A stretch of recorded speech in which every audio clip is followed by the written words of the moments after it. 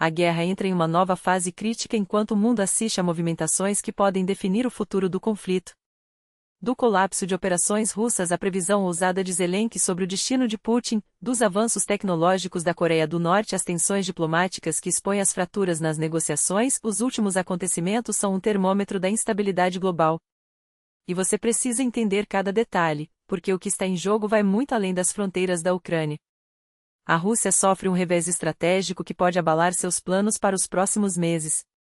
Fontes do alto comando ucraniano confirmam: um ataque cirúrgico destruiu um centro de comando-chave em Kursk, região vital para as operações russas.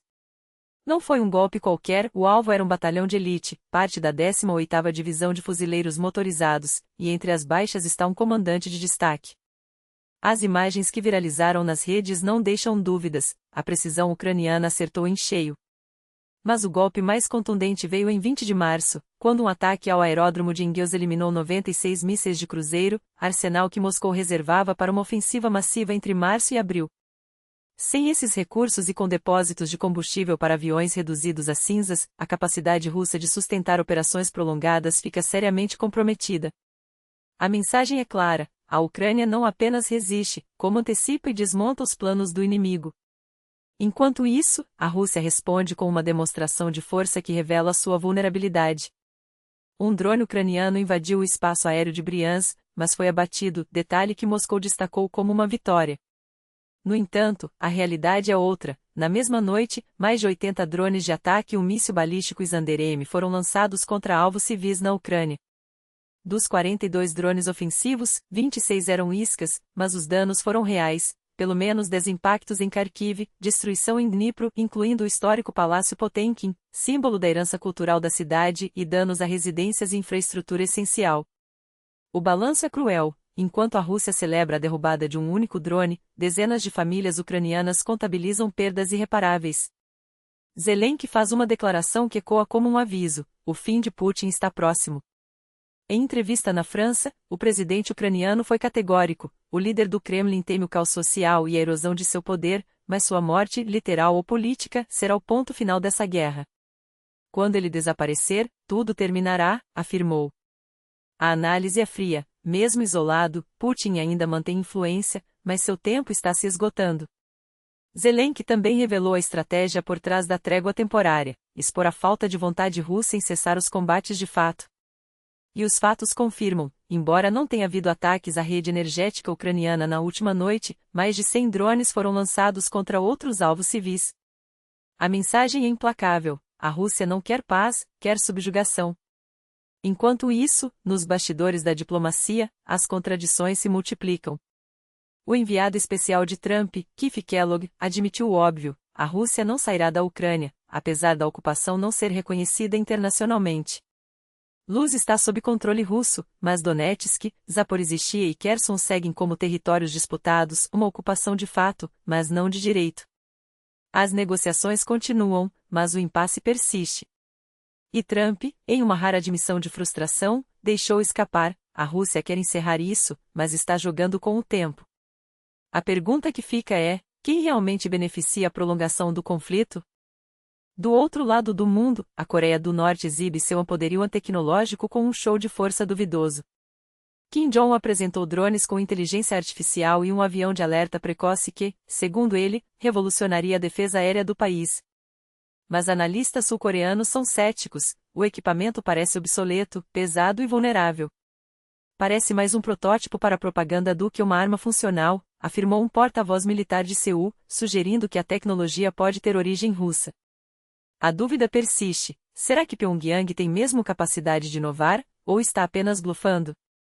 Na fronteira com a Bielorrússia, a calma é aparente. Apesar dos exercícios militares constantes de Lukashenko, Kiev monitora a região 24 horas por dia e garante: não há sinais de um ataque iminente. Nenhum acúmulo de tropas, nenhuma movimentação suspeita. Mas a vigilância não pode cair. Em um conflito onde cada movimento é calculado, a próxima jogada pode vir de onde menos se espera. O mundo está em um ponto de inflexão.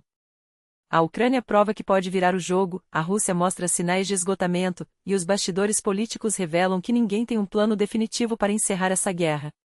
Enquanto isso, vidas são destruídas, patrimônios históricos se perdem, e o futuro de milhões permanece incerto. A pergunta que não quer calar é: até quando? E você, o que acha? Quando e como isso vai acabar? Sua opinião importa. Compartilhe, comente e fique atento. As próximas horas podem trazer respostas que ninguém espera. Enquanto a Bielorrússia realiza manobras militares anti-rotina, supostamente longe da fronteira ucraniana, mas perto o suficiente para manter a tensão no ar, fica claro que Minsk não está apenas observando o jogo, está jogando. E não a favor da paz. Cada exercício, cada movimento de tropas, cada declaração ambígua de Lukashenko é mais um capítulo na estratégia do Kremlin para manter o mundo em suspense. Mas a Ucrânia não está cruzando os braços.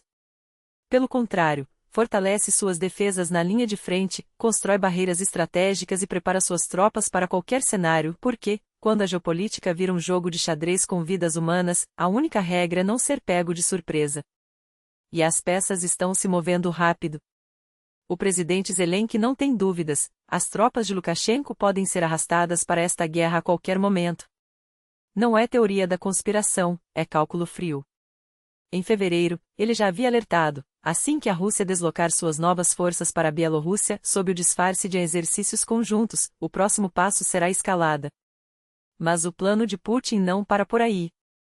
Segundo Zelensky, o objetivo é claro: envolver não só a Bielorrússia, mas também Polônia, países bálticos e qualquer nação que possa ser usada como peão nesse tabuleiro sangrento.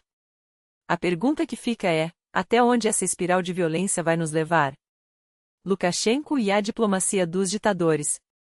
Enquanto o mundo discute sanções e direitos humanos, Alexander Lukashenko faz o que melhor sabe: abraçar regimes parias.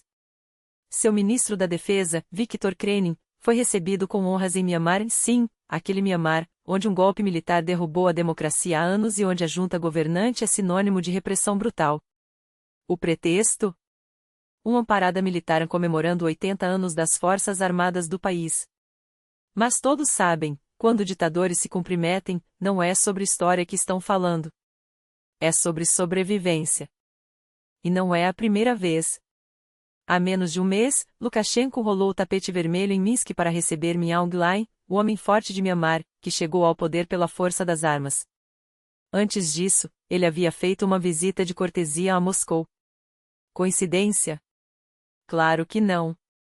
São aliados por conveniência, regimes isolados, sob sanções ocidentais, que se apoiam mutuamente enquanto o mundo olha para outro lado. A mensagem é clara: quem desafia a ordem global não está sozinho. Uzbequistão: construir ilegalmente, pagar com a liberdade.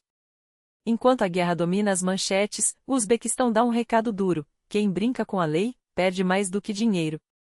O governo aprovou uma lei que pode mandar para a cadeia quem construir, reformar ou alterar estruturas sem autorização. E não é brincadeira.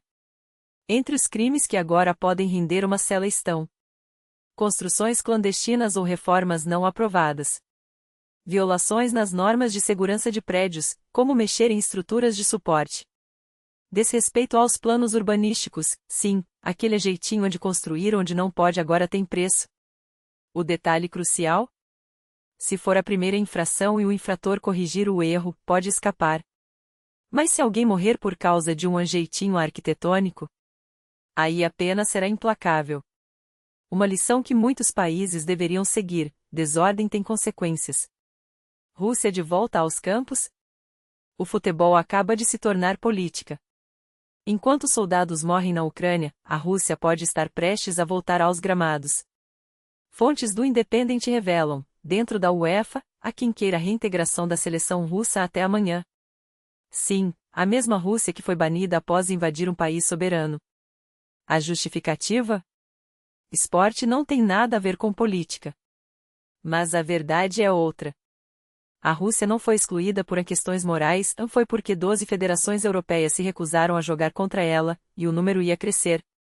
A Polônia, que enfrentaria a Rússia nas eliminatórias da Copa, foi clara: não pisaria em campo.